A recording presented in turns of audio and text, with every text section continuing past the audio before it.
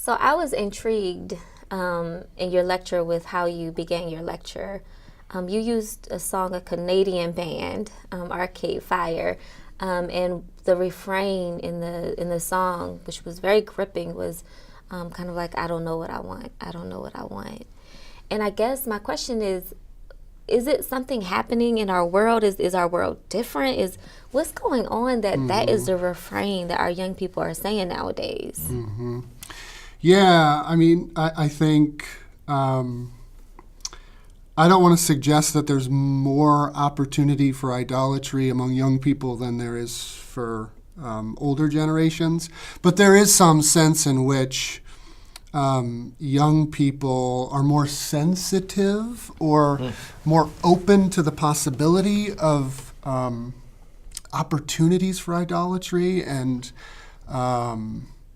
in thinking in terms of rest, in that Augustinian sense,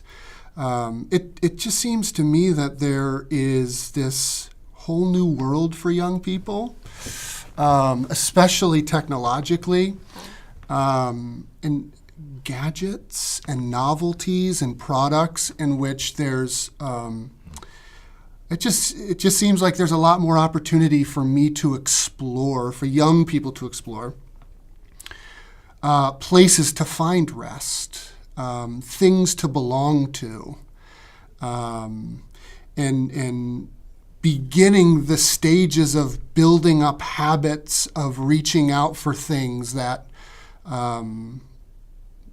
they can latch on to find meaning and identity and to find rest. And so I do think there is some sense in which early on in these early ages of, or early stages of adolescence, that you're beginning to sort of reach out, if you will, and grasp at all sorts of things. And I think it would be naive for us to not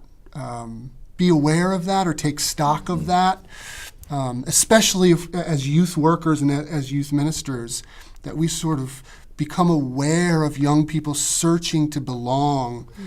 and to find rest in these things, and to counter it with historic practices in the Christian tradition.